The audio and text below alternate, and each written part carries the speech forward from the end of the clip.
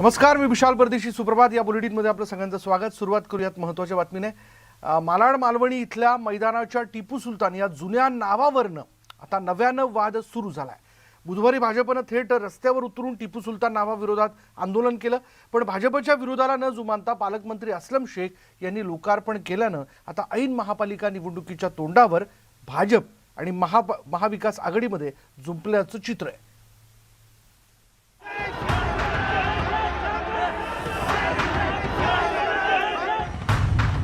टिपू सुलतान नावाविरोधात भाजप आक्रमक.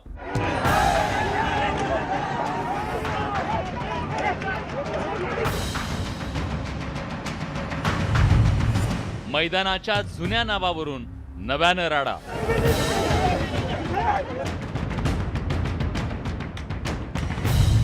मनपा निवडणुकीच्या तोंडावर आरोप प्रत्यारोप.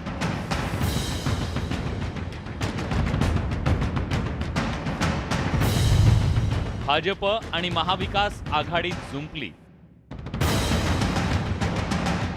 मालाड मालवणीतील वीर टिपू सुलतान क्रीडा संकुलाच्या टिपू सुलतान नावाला सुरू झालेला हा विरोध. बुधवारी एकीकडे मैदानात लोकार्पण सोहळ्याची तयारी सुरू असताना मैदानाबाहेर मात्र भाजपनं टिपू सुलतान नावाच्या विरोधात आक्रमक आंदोलन केलं.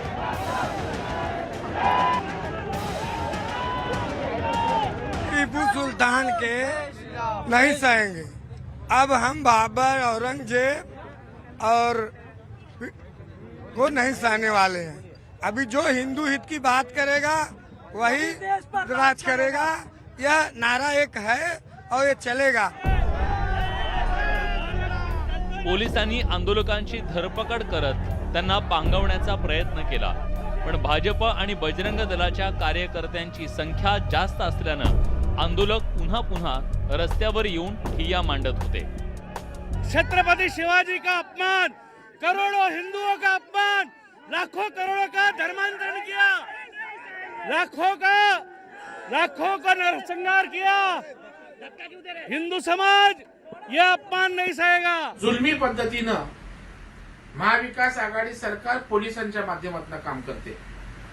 म्हणजे लोकशाही पद्धतीनं आंदोलन करत असताना आमचे खासदार असतील, आमदार असतील, यांना अटक करणं, त्यांना ओढून ताणून त्या ठिकाणी पोलिसांच्या गाडीत बसवणं, मला वाटतं हा अतिरेकपणा सरकारचा या ठिकाणी चाललेला आहे. मैदानाच्या बाहेर भाजप टिपू सुलतान नावाला विरोध करत असताना तिकडे मैदानात मात्र काँग्रेसचे नेते आणि मुंबईचे पालकमंत्री असलेल्या असलम शेख यांच्या हस्ते वीर टिपू सुलतान क्रीडा संकुलाचा लोकार्पण सोहळा संपन्न झाला. यावेळी असलम शेख यांनी पुन्हा एकदा भाजपवर निशाणा साधलाय. भाजपच्या माजी नगरसेवकांनी टिपू सुलतान यांच्या नावाचा प्रस्ताव दिल्याचं सांगत आपण नावाचं नाही तर विकास कामाचं लोकार्पण केल्याचा टोला असलम शेख यांनी लगावलाय. वरिष्ठ नेता हे नावाचा विरोध करत आहे. त्यांनी स्वतःचे नगरसेवक व आत्या असलेले आमदाराला विचारला पाहिजे की तुम्ही आपले मतदारसंघामध्ये ह्या रोडचं नाव वीर टिपू सुलतान का दिला, आणि आज निवडणुका आली का तुम्हाला हे सगळं दिसतोय, मग आधी का नाही विरोध केला. टिपू सुलतान नामकरणाचा राजकारण तापलेला असताना विरोधी पक्षनेते देवेंद्र फडणवीसांनी हिंदूंवर अनन्वित अत्याचार करणारा टिपू सुलतान देश गौरव होऊ शकत नाही असं म्हणत नामकरणाला विरोध दर्शवलाय. दुसरीकडे शिवसेना मात्र या प्रकरणात सावधपणानं पावलं टाकत असल्याचं चित्र आहे. ज्या टिपू सुलतानानं हिंदूंवर अनन्वित अत्याचार केले, तो टिपू सुलतान आमचा देश गौरव होऊ शकत नाही,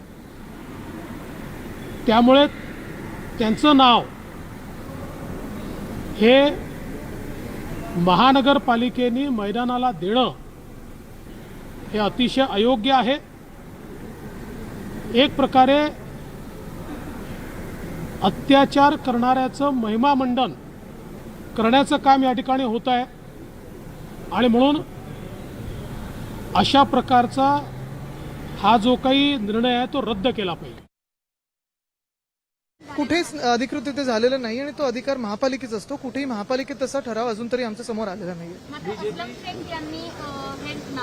मला वाटतं ह्या वादात आज न पडता महापालिका जे ठरवेल, जसं काल महापौरताईंनी स्पष्टीकरण तर दिलेलंच आहे, त्यांनी ठामपणे सांगितलेलं जे सांगायचं आहे आणि तसं पुढे जाऊ. खरं तर मालाड मालवणीतील या मैदानाचं टिपू सुलतान नामकरण 11 वर्षापूर्वी झालंय.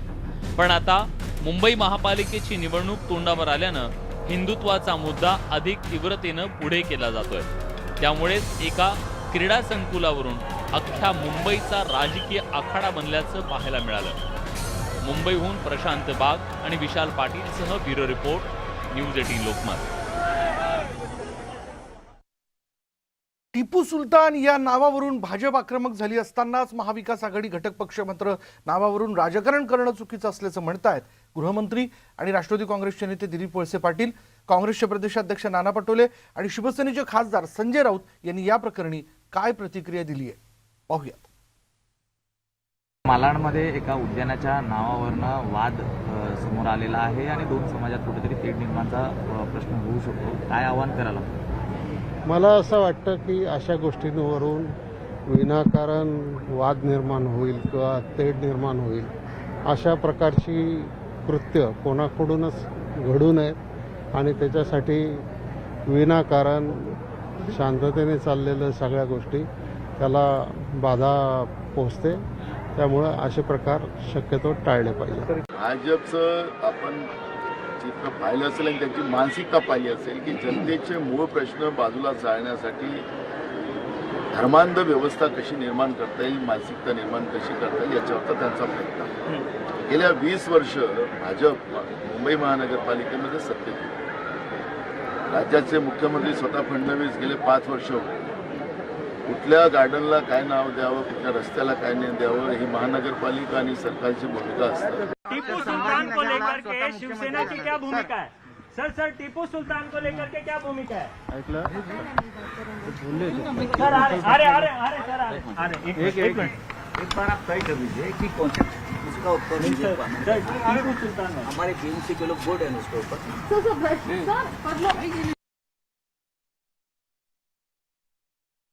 राज्याचे उपमुख्यमंत्री अजित पवार यांनी पुन्हा एकदा केंद्र सरकारकडून राज्याला गेल्या 5 वर्षातील पूर्ण जीएसटीचा परतावा मिळाला नसल्याचं सांगितलेलं, तशी आठवण त्यांनी करून दिली. केंद्र सरकारकडून लवकरच पूर्ण जीएसटीचा परतावा मिळावा अशी अपेक्षा त्यांनी व्यक्त केली आहे. तसंच केंद्राचा अर्थसंकल्प कसा मांडला जातो त्याचा विचार करून राज्याच्या अर्थसंकल्पात त्याचा विचार होईल असे अजित पवार म्हणाले. राज्याला नवीन उत्पन्नाचे स्रोत शोधावे लागणार असल्याचंही त्यांनी स्पष्ट केलं. तसंच राज्यातील कॉलेज 1 फेब्रुवारीपासून सुरू करण्याचा विचार असल्याचं देखील त्यांनी सांगितलंय. पुण्यातील शाळा सुरू करण्यासाठी आढावा बैठक घेऊन त्यात निर्णय घेणार असल्याचं अजित पवार म्हणाले. दरम्यान जीएसटीच्या मुद्द्यावरून अजित पवार आणि चंद्रकांत पाटलांनी एकमेकांवर काय वार पलटवार केलेत पाहूया. गोष्टीचं थोडंसं काळजी आहे की आपल्याला सगळ्यांना माहिती असेल की पाठीमागच्या काळामध्ये 1 नेशन 1 टॅक्स अशा प्रकारचा निर्णय झाला आणि जीएसटी आलं. त्याला आता 5 वर्ष झालेली आहे. त्या 5 वर्षाच्या काळामध्ये आपल्याला ठराविक रक्कम प्रत्येक राज्यांना केंद्र सरकार देत होतं, परंतु ती आता बंद होणार आहे. आम्ही सगळ्या राज्यांच्या अर्थमंत्र्यांनी विनंती केलेली आहे की 2 वर्ष कोरोनाची सगळ्यांनाच अडचणीची गेलेली आहेत आणि त्याच्यामुळं अर्थव्यवस्थेला देखील थोडाफार फटका बसलेला आहे आणि त्याच्यामुळं ते 5 वर्षाचं अजून 2 वर्ष वाढवावी का, तर कोरोनाचं सावट 2 वर्ष त्या ठिकाणी होतं.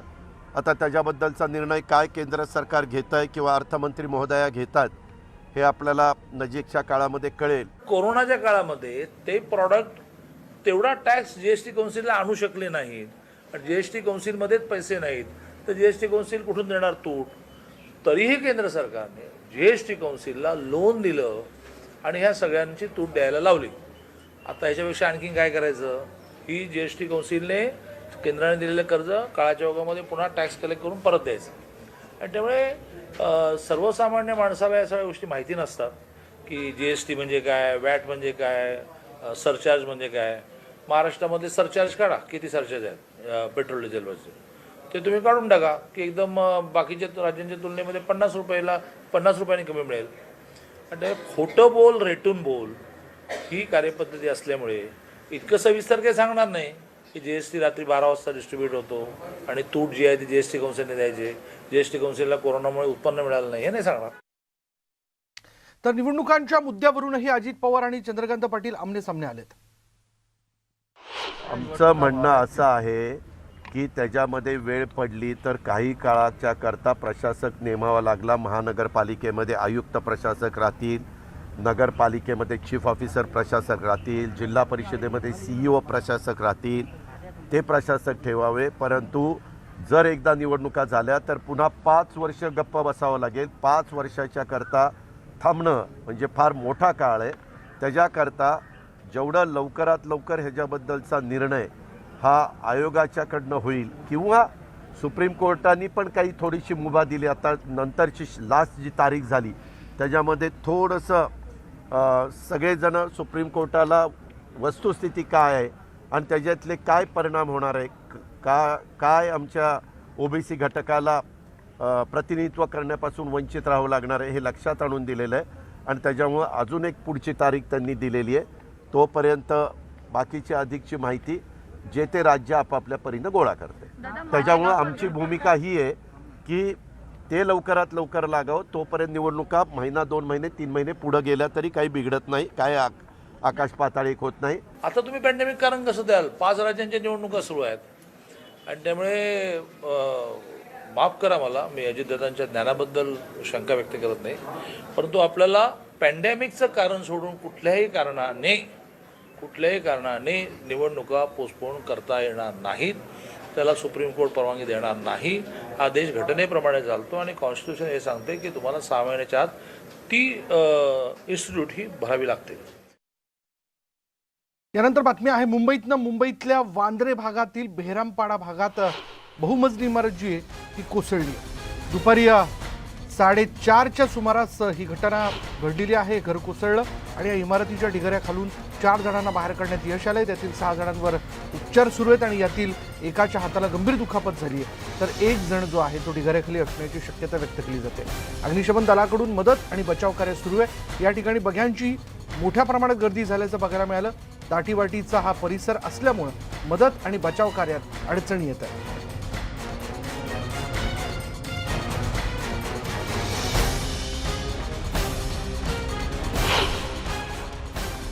बांद्राच्या या बेहरामपाड्यात बहुमजली इमारत घर कोसळल्याचं आपण बघतोय. हा भाग अत्यंत दाटीवाटीचा आहे आणि या चिंचोळ्या भागात हे बहुमजली घर उभारण्यात आलं होतं. या भागाचा आढावा घेत इथल्या स्थानिकांशी बातचीत केली आहे आमच्या प्रतिनिधी स्वाती लोखंडे यांनी.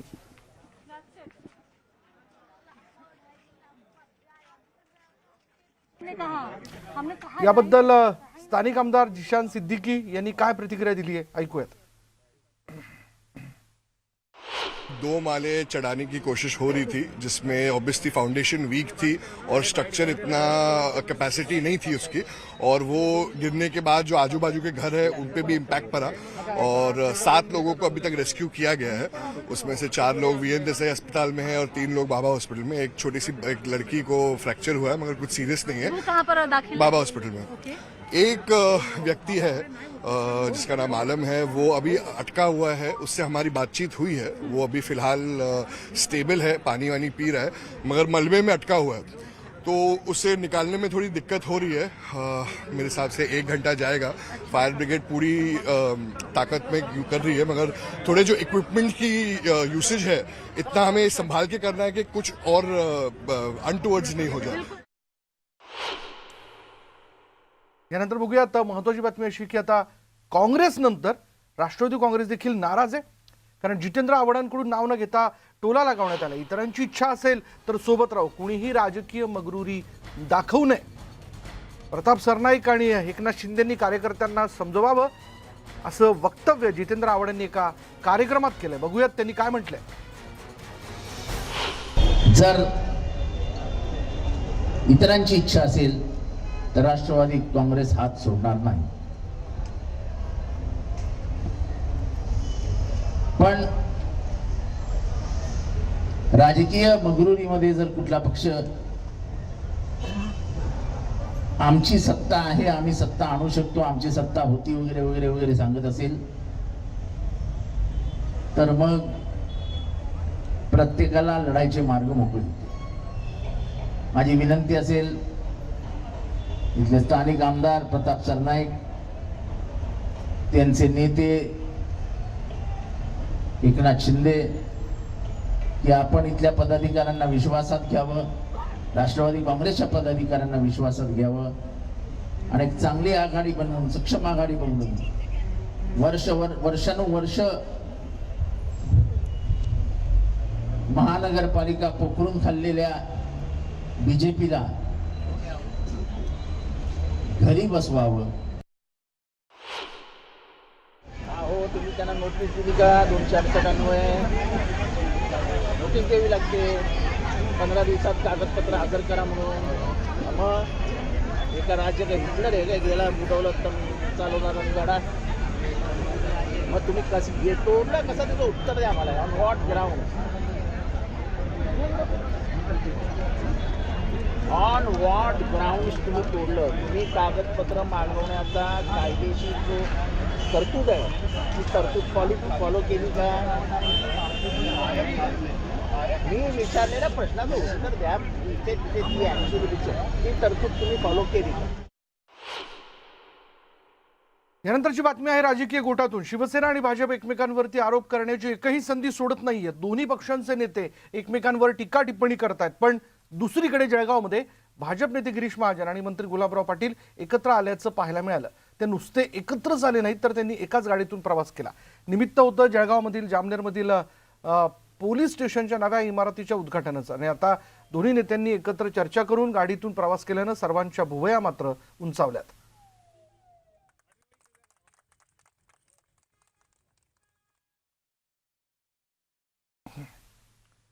आता पाहूयात, मुंबईत बोगस नोटांचा सुळसुळाट झालेला आहे.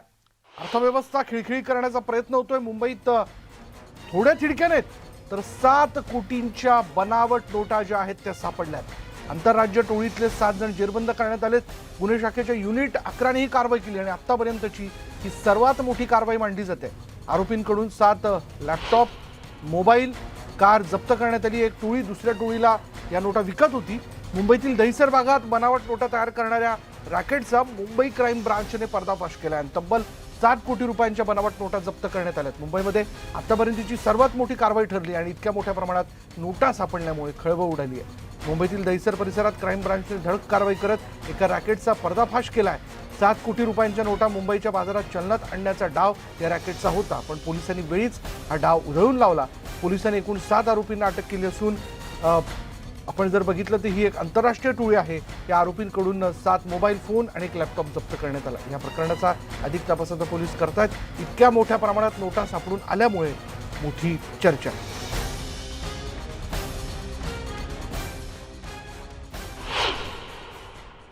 ये डुप्लीकेट नोट 7 करोड़ का है, 2000 की नोट है और ये चेक नाके पे दहिसर चेक नाके पे पकड़ा है उसको. उसको अंधेरी से वो आने वाले थे और वो नेशनल पार्क पे हमारी एक टीम थी और दूसरा टीम चेक नाके पे थी. वो ओला कार वहाँ पे दबोच लिया और उसमें से वो बरामद की. अभी तक 7 आरोपी को ताबे में लिया है और ये नोट अभी प्राइमरी इंफॉर्मेशन दिल्ली से लाया था उन्होंने. आगे की तफसील चालू है. आणि यानंतर इथे वेळ झाली का ब्रेकची. ब्रेक घेऊयात. पहा फक्त न्यूज 18 लोकमत.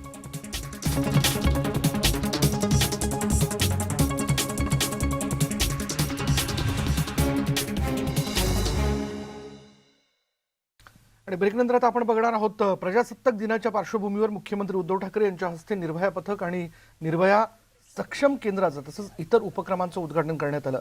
आज प्रत्येक क्षेत्रामध्ये महिला सक्षमपणे काम करतायत. महिला प्रगतीपथावर घोडदौड करत असताना समाजातील महिला असहाय्य राहू नयेत यासाठी विशेष प्रयत्न करण्याची गरज असून महिलांसाठी आज निर्भया सुरक्षा दल आणि इतर उपक्रम सुरू करण्यात आले. त्यासाठी बृहन्मुंबई पोलीस दलाचं अभिनंदन मुख्यमंत्री उद्धव ठाकरे यांनी केले आणि यातून महिलांची सुरक्षा जी ती बळकट त्या दृष्टीने बळकट पाऊल उचलण्यात आल्याचं त्यांनी म्हटलेलं आहे. तसंच रिलायन्स फाउंडेशनने 3 वर्षांच्या इंटरनेट सुविधेसह 100 फोन त्यांनी देऊ केलेले आहेत. मंत्री आदित्य ठाकरे यांनी निर्भया पथकातील 5 प्रादेशिक अधिकाऱ्यांना हे आयफोन प्रातिनिधिक स्वरूपात वितरित केले. यावेळी रिलायन्स फाउंडेशनचे श्रीमती सिराज कोतवाल यांचा आदित्य ठाकरे यांनी सत्कार केला.